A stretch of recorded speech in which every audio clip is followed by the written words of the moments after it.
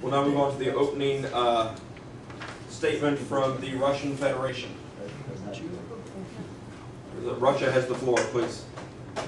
The government of the Russian Federation is strongly opposed to the proposed resolution, as we feel that it violates the Charter of the United Nations and not allowing a sovereign nation member state the right to its own self-determination.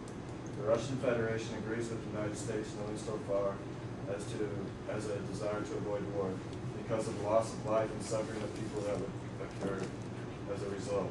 Our government would suggest that this body consider only the allowance of inspectors and observers into designated areas where considerable intelligence has demonstrated nuclear material intended for military purposes only. Further, we would strongly advise this body to in no way allow the use of military force until such a time as this body can fully consider the results of such action. Thank you, Ambassador from Russia. I hear from the Ambassador from the Republic of Turkey. What's up, guys? Turkey. The government of the Republic of Turkey is distressed with the continued rhetoric of our brothers of the faith in Iran regarding their intentions of possession of nuclear technologies. Many times the Brotherhood of Nations has asked them to help us understand their intentions and prove that only peace lies in their hearts. They have yet to do this, and so threaten our holy land with war. The people of Turkey do not desire to provide for the use of the force against our brothers of the faith, and as such we can only support the resolution in regards to subsections A, B, and D in Section 5. Thank you, Turkey. Now hear from the representative from the Ambassador from the Republic of Uganda. It is in the best interest of the Republic of Uganda, every nation here, to comply with this proposed resolution for international peace. We encourage Iran to listen to the concerns of the UN for the betterment of all. We do not necessarily agree with the international intervention, but would consider it after time to judge Iran's response. Thank you, Uganda. I hear from the Ambassador of the United Kingdom.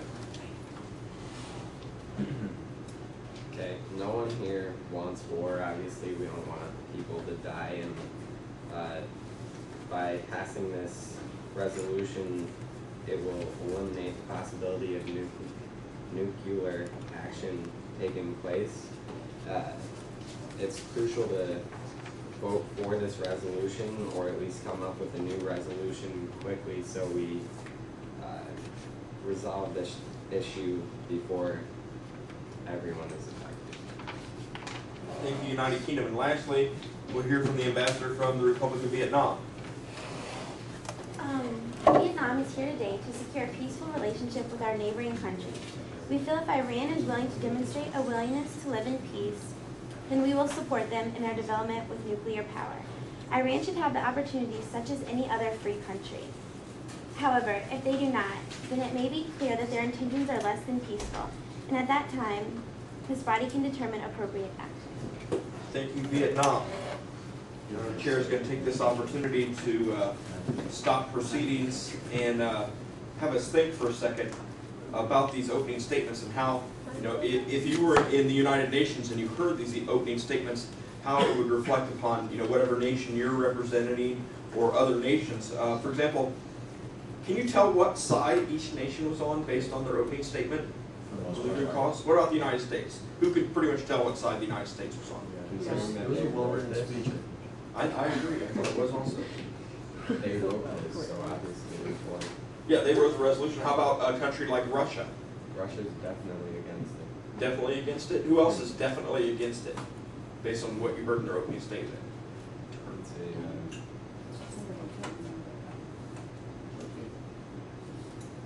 Go with Japan and China. Japan and China?